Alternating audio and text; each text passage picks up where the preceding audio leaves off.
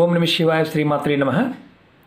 మిత్రులకి శ్రేభిలాషులకి అలాగే నన్ను ఇంతగా ఆదరిస్తున్న యూట్యూబ్ ప్రేక్షకులందరికీ కూడా పేరు పేరు ధన్యవాదాలు. మిత్రులరా, మీ అందరికీ పరాదేవత ఎల్లవెల్లలా మీతో ఉండి మీ మనోవాంఛ నెరవేర్చాలని మనస్ఫూర్తిగా కోరుకుంటున్నాను.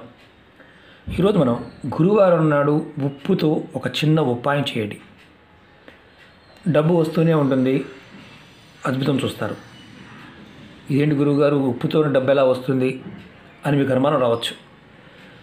ఉప్పుతో ఎన్నో ప్రయోగాలు, ఎన్నో ఉపాయాలు చెప్పుకున్నాం. తంత్రము, మంత్రము, దిష్టి దోషాలు, ఇలాంటి వాటి గురించి కొన్ని వందల వీడియోలు ఉన్నాయి.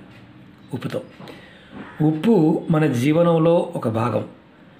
మనం ఉప్పుని లక్ష్మీ స్వరూపంగా చూస్తాము, అలాగే శక్తి స్వరూపంగా చూస్తాము, అలాగే శుక్ర స్వరూపంగా చూస్తాము, చంద్ర స్వరూపంగా కూడా చూస్తాము. దీన్ని వినియోగించడం తెలిస్తే ఆయుధం మన చేతిలో ఉన్నట్టే. చాలామంది తెలియదు.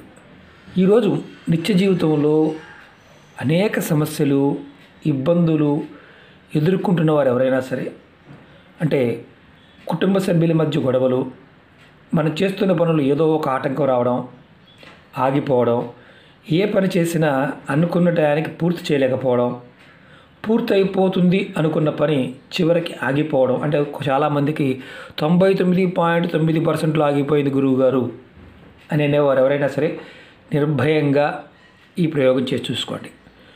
30 సెకండ్లోనే మార్పు వస్తుంది. అంటే ఎందువల్ల అసలు అలాంటి సమస్య ఎందుకు వస్తుంది, కారణం ఏంటి, ఇది మీకు తెలియకపోవడం వల్ల సమస్య. మీరు ఎవరికి వారు చేసుకోగలిగే తేలికైన అత్యంత శక్తివంతమైన ఉపాయం. ఈ ఉపాయానికి వాడవలసింది కల్లుప్పు, గల్లుప్పు, రాతి ఉప్పు, సముద్ర ఉప్పు.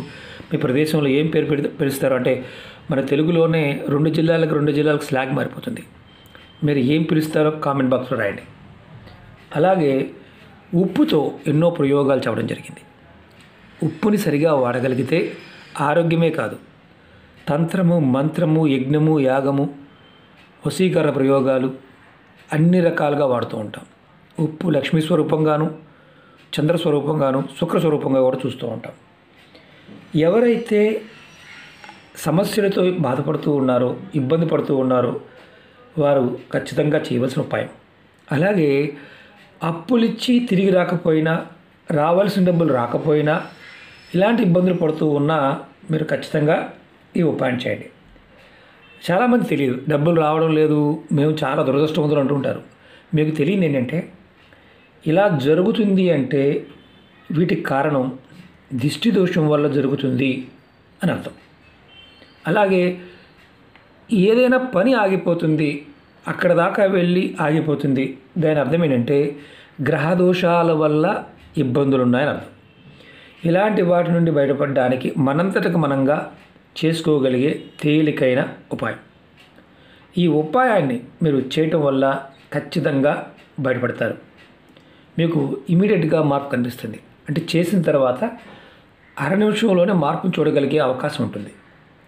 వీటన్నిటి నుండి బయటపడడానికి ఈ ఉపాయం చేసి చూడండి. ఖచ్చితంగా అందరూ చేయండి. ఎవరికి వారు చేసుకోవాల్సింది. మనం వేరే వారికి చేసే ఉపాయం కాదు, ఇది ఎవరికి వారు చేసుకోవాల్సిన ఉపాయం. మీ సమస్యలు, ఇబ్బందుల నుండి బయటపడటమే కాకుండా మీ డబ్బు రాబడి పెరుగుతుంది. ఎందుకంటే మీ మనసు మీద, మీ శరీరం మీద దోషం, పీడ లేనప్పుడు మీరు ఖచ్చితంగా మార్పు చెందుతారు. అలాగే మీరు ఖచ్చితంగా అద్భుతం చూస్తారు. ఈ ఉపాయాన్ని ఆడవారైన మగవారైనా చేయవచ్చు. ఆడవారు నెలసరి సమయంలో కూడా చేయవచ్చు. ఎటువంటి నియమ నిబంధనలు లేవు, ఎవరైనా చేయవచ్చు. జాతీయ మతము కులంతో పని లేదు, అందరూ చేసుకోగలిగే ఉపాయం. మీరు ఈ ఉపాయాన్ని గురువారం ఉదయం నుండి రాత్రి పడుకునేలోపు ఎప్పుడైనా చేయవచ్చు. ఈ ఉపాయానికి కావాల్సింది పిడికెడు ఉప్పు, అది కూడా కల్లుప్పు, రాతి ఉప్పు, సముద్ర ఉప్పు. ఈ ఉపాయం చేసే ముందు చాలా ఇంపార్టెంట్ ఏంటంటే, ఈ ఉపాయం చేసే ముందు ఎవరితో చెప్పకూడదు. ఎవరితో చేసిన తర్వాత కూడా చెప్పకూడదు. కుటుంబ సభ్యులుగా మాత్రమే చెప్పవచ్చు. అంటే ఓన్లీ కుటుంబంలో నలుగురు ఉంటే వారికి చెప్పవచ్చు, కానీ ఇది చేశాను అని స్నేహితులకు కానీ బయట వారికి కానీ చెప్పకూడదు. ఈ ఉపాయంలో ఉన్న ఒకే ఒక నియమం, ఇది చాలా ఇంపార్టెంట్. మీరు ఉప్పుని, పిడికెడు కల్లుప్పుని ఇలా చేతితో తీసుకోండి. మీ కుడి చేతిలో తీసుకోండి, ఇలా కుడి చేతిలో తీసుకోండి. ఆడవారైన మగవారైనా సరే ఎవరికి వారు తల చుట్టూతా కుడి నుండి ఎడమకి 3 సార్లు, తర్వాత ఎడమ నుండి కుడికి 3 సార్లు నేను చూపిస్తాను. ఇది మీరు మనిషి అనుకోండి, ఇది తల అనుకోండి. ఫస్ట్ ఇలా 3 సార్లు తిప్పుకోండి క్లాక్ వైజ్. తర్వాత మళ్ళీ యాంటీ క్లాక్ వైజ్ 3 సార్లు తిప్పుకోండి. మీ తల చుట్టూ మీరు తిప్పుకోవాలి కుడి చేత్తో. తర్వాత ఈ ఉప్పుని తీసుకువెళ్ళి మీరు టాయిలెట్లో కానీ, డ్రైనేజీలో కానీ, షింక్లో కానీ వేసి నీళ్ళు పోసేయండి. ఈ ఉప్పుని వేసి ఇది ఏ గదిలో అయినా ఈ ఉపాయం చేయవచ్చు. ఏ దిక్కున ముఖం పెట్టైనా చేయవచ్చు. ఇది మాత్రం గుర్తుంచుకోండి, ప్రతి గురువారం ఉపాయం చేయండి. ప్రతి గురువారం ఈ ఒకటి మాత్రం ఇంకోటి గుర్తుంచుకోవాల్సింది చాలా ఇంపార్టెంట్. ఎవరికి వారు మాత్రమే ఉపాయం చేయాలి, వేరే వారికి మనం తిప్పకూడదు.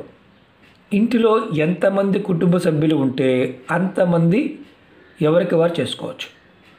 ఈ ఉపాయం చేసిన 30 సెకండ్లోనే మీకు ఫలితం కనిపిస్తుంది. ఒకటి చిన్నపిల్లలు ఉంటారు కదా గురువారు, మరి వాళ్ళు తిప్పుకోలేరు కదా అనుమానం వస్తుంది.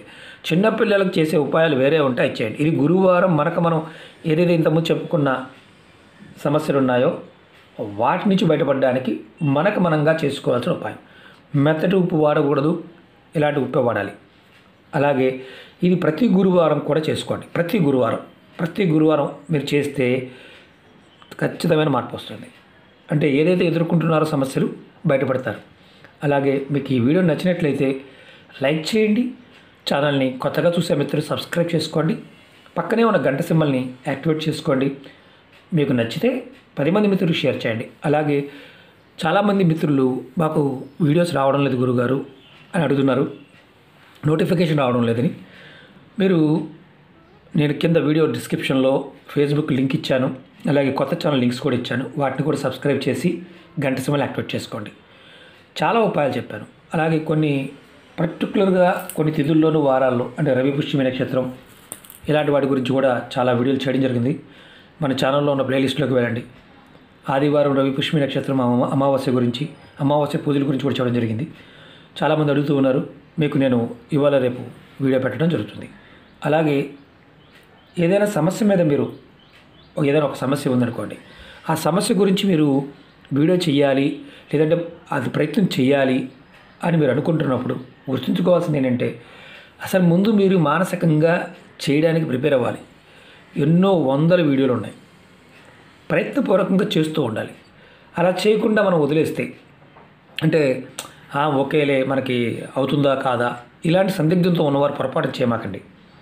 అవుతుందా కాదా అనే క్వశ్చన్ వచ్చిందనుకోండి, పొరపాటున ప్రయత్నించవద్దు. ఎందుకంటే ఏ ఉపాయమైనా సరే ప్రాకృతికమైన ప్రేరణ కావాలి. మీ మనసులో ఆ సమస్యకు సమాధానం దొరుకుతుందన్న భావం కలిగినప్పుడు మాత్రమే ప్రయత్నించండి. లేదండి మేమేదో చూసాము, చేద్దాం అనుకుంటున్నాము కానీ అవడం లేదు అంటే మీకు మానసికంగా బద్ధకం అనేది చాలా ఉందని అర్థం. అలాంటి బద్ధకం కూడా పోగొట్టుకోవాలంటే ఈ ఉపాయాన్ని కంపల్సరీగా చేయండి. ఓకే మిత్రులారా, ఓం నమః శివాయ, శ్రీమాత్రే నమః.